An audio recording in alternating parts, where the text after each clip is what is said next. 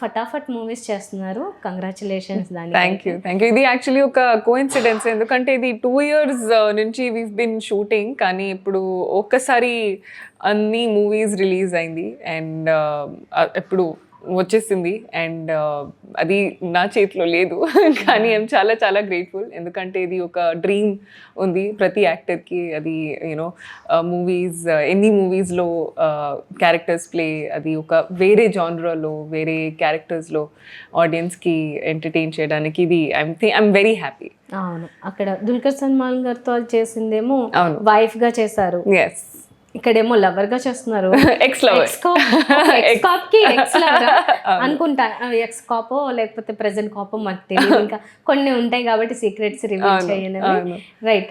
So ఒక cop role చాలా, నేను లాస్ట్ టైం అనుకుంటా మీకు చెప్పాది బాగుంటుంది అని, మాకు కనిపించారు ఇప్పుడు, మీకు బాగా సూట్ అవుతుంది అని అనుకున్నాను నేను.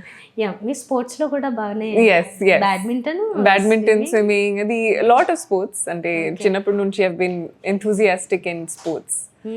కానీ అంటే చాలా మంది మీలాగా కొంచెం అలా స్లిమ్గా హైట్ ఉన్న వాళ్ళు చాలా మంది, అంటే పివి సింధు, ఇంకా చాలా మంది ఉన్నారు, నాకు ఇమీడియట్గా పేర్లు గుర్తురాకపోయినా, వాళ్ళందరూ స్పోర్ట్స్లో రాణించారు.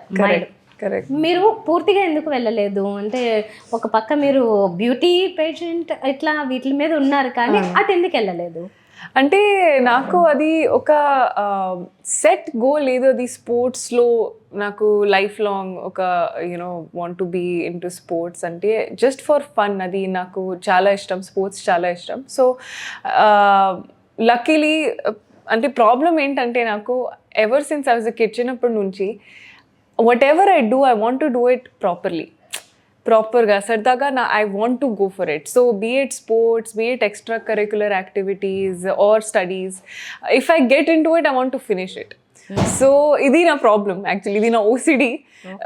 కానీ యాజ్ సచ్ ఒక ప్లాన్ లేదు. నా మెయిన్ అజెండా వాజ్ లైఫ్లో 3 goals. అది miss India, doctor and civil services.